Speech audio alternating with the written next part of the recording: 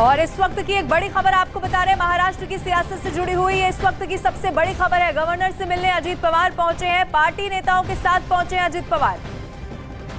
तो ये बड़ी अपडेट आपको बता दें, महाराष्ट्र की सियासत से जुड़ी हुई ये खबर सामने आ रही है। एनसीपी नेता राज्यपाल से मिलने पहुंचे हैं और अजीत पवार अकेले नहीं हैं बल्कि पार्टी नेताओं के साथ पहुंचे हैं। राजभवन पहुंचने से पहले उन्होंने एक बैठक भी की है। हालांकि ये बैठक किस चीज को लेकर है इस बात की जानकारी अभी तक साफ नहीं हो पाई है, लेकिन गवर्नर से मिलने अजीत पवार पहुंचे हैं।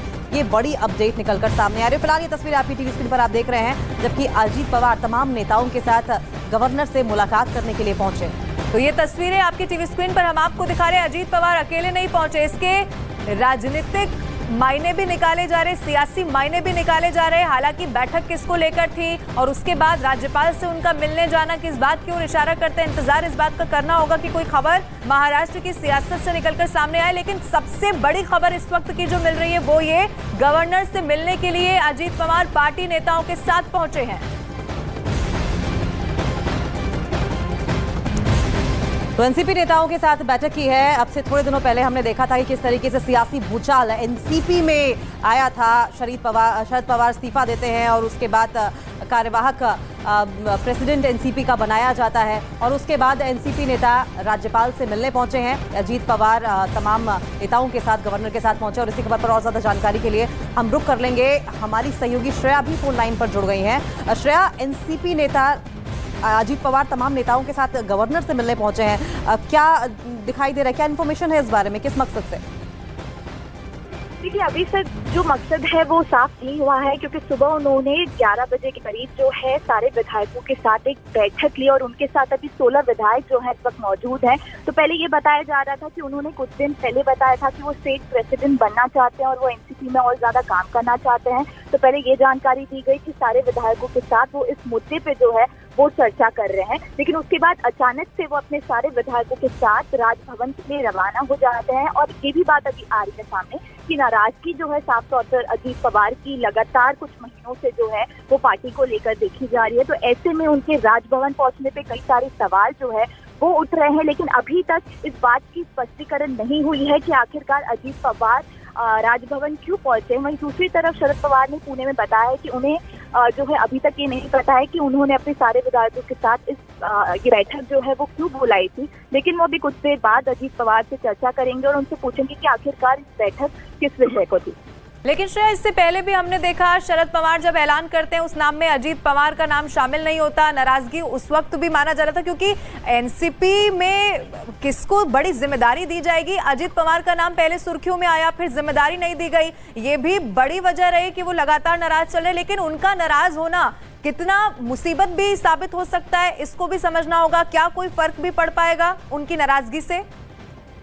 देखिए, अभी अजीत पवार के साथ 16 विधायक जो हैं वो मौजूद हैं और अगर ऐसी खबरें आती हैं कि अजीत पवार जो है बहुत ज्यादा नाराज हैं जिसके चलते वो राजभवन पहुंचे हैं, तो एनसीपी में जो मुसीबत है वो काफी ज्यादा बढ़ जाएगी। क्योंकि अभी फिलहाल 15 से 16 विधायक जो है वो अजीत पवार के साथ है। इस बैठक में जो सारे विधायक जो है वो शामिल थे और लगातार स्टेट प्रेसिडेंट को लेकर भी वो ये चर्चा कर रहे थे कि अजीत पवार को जो है एक अच्छी पोस्ट पे रखना चाहिए, क्योंकि उनका काम भी जो है वो काफी ज्यादा बढ़िया जो है वो साफ तौर पर नजर आ रहा है। तो ऐसे में जब से लगातार बीच में ये बताया गया था कि शरद पवार अपने पद से इस्तीफा दे रहे हैं, तभी भी ये बताया गया था, तभी भी अजीत पवार का नाम लगातार सामने आ रहा था कि हो सकता है कि अजीत पवार को उस पद पे रखा जाएगा। लेकिन लगातार जो भी सारे फैसले आ रहे हैं उसमें कहीं भी अजीत पवार का नाम जो है वो नजर नहीं आ रहा है। तो ऐसे में लगातार अजीत पवार की नाराजगी के जो चर्चे हैं वो कुछ महीनों से हो रहे हैं। ऐसे में अभी वो राजभवन पहुंचे हैं, तो ये एनसीपी के लिए चिंता का विषय जो है वो साफ तौर पर श्रेया। और क्या शरद पवार पूरी तरीके से ये जो कवायद की जा रही है अजीत पवार की ओर से अनभिज्ञ हैं, और अगर ऐसा है तो क्या ये माना जाए कि एनसीपी टूट की कगार पर है?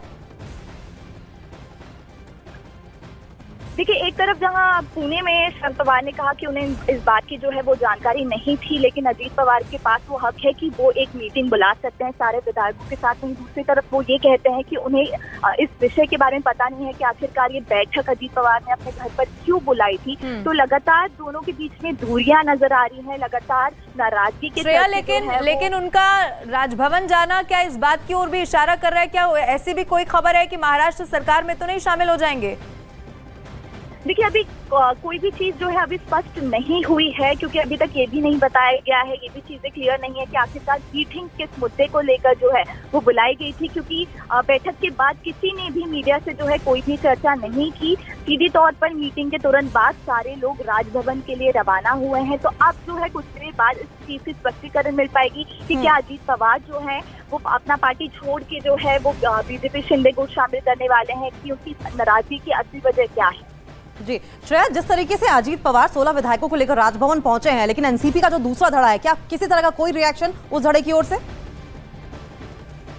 देखिए अभी तक दूसरे जो लोग हैं उनकी तरफ से भी कोई भी स्पष्टीकरण नहीं आया है। क्योंकि दूसरी तरफ जहां एक तरफ बैठक हो रही थी, वहीं दूसरी तरफ शरद पवार जो है वो प्रेस कॉन्फ्रेंस ले रहे थे।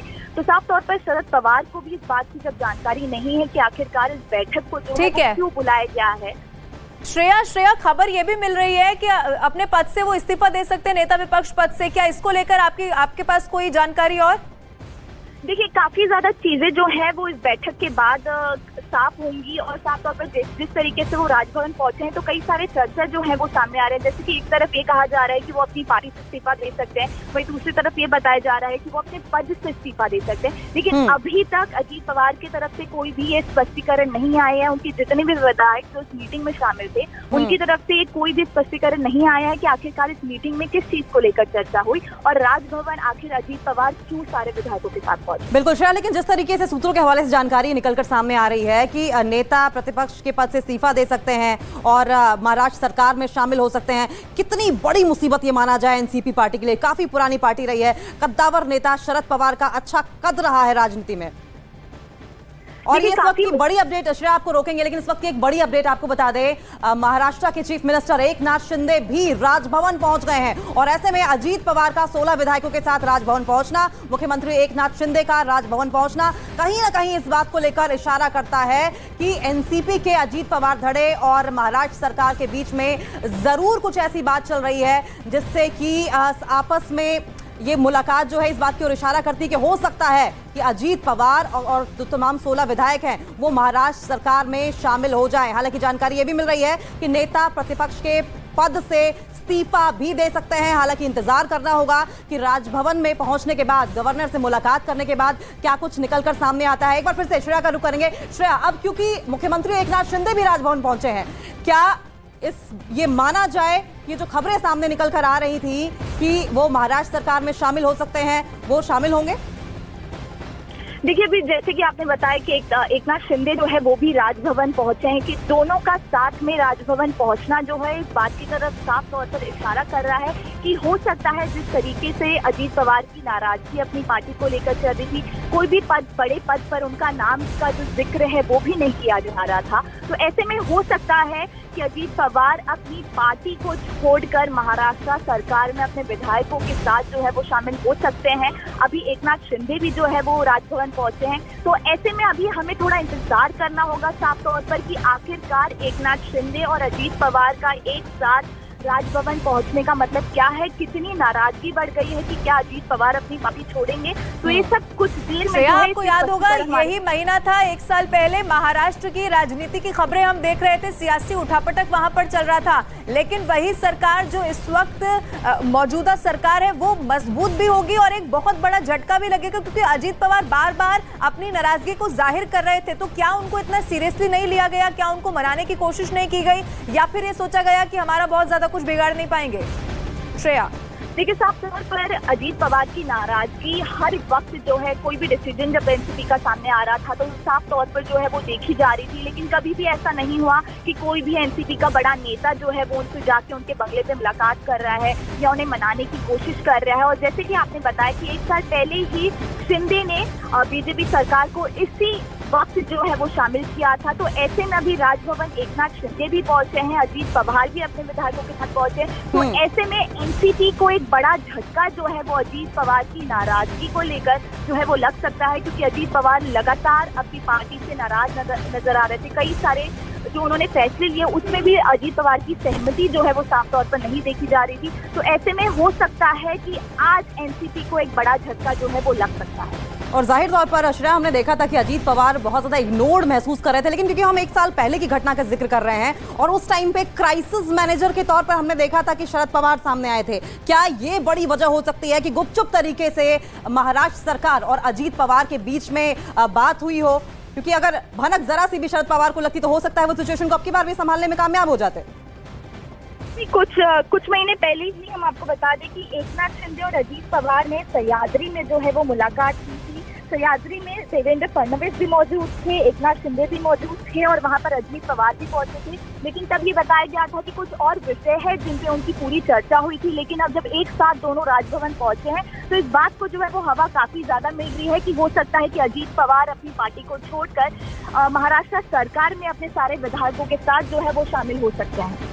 लेकिन श्रेया, कोई फॉर्मूला तो जरूर सेट हुआ होगा। अगर ऐसा देखिए, खबरें क्योंकि है कि राजभवन गवर्नर से मिलने पहुंचते हैं, अजीत पवार भी जाते हैं, सीएम एकनाथ शिंदे भी पहुंच जाते हैं। अगर अजीत पवार महाराष्ट्र सरकार में शामिल हो जाते हैं तो क्या आपकी जानकारी कहती है, क्या फॉर्मूला हो सकता है इस बातचीत के दौरान सेट हुआ हो? क्या आगे उनको भविष्य में फिर यहाँ पर मिलेगा महाराष्ट्र सरकार में? लगातार अजीत पवार अपने काफी दिनों से काफी ज्यादा अपने विधायकों के साथ जो है काफी ज्यादा मुद्दों पे जो है उनकी बैठक चल रही थी, जहां पर शरद पवार अलग से मीटिंग दे रहे थे। वहीं अजीत पवार का भी जो है अपने सारे करीबी विधायकों के साथ जो है वो मीटिंग चल रहा था। तो लगातार हो सकता है इसकी पूरी प्लानिंग जो है वो काफी महीने पहले से जो है वो की जा रही थी, क्योंकि जिस तरीके से अजीत पवार के स्टेटमेंट्स बाहर आ रहे थे वो एकदम भी शरद पवार की सोच के विपरीत थे। वो कोई भी शरद पवार के फैसले से सहमत नहीं नजर आ रहे थे। उनकी सोच जो है और उनके फैसले जो है वो काफी ज्यादा अलग नजर आ रहे थे। तो लगातार वो इस बात को हवा दे रहे थे कि हो सकता है कि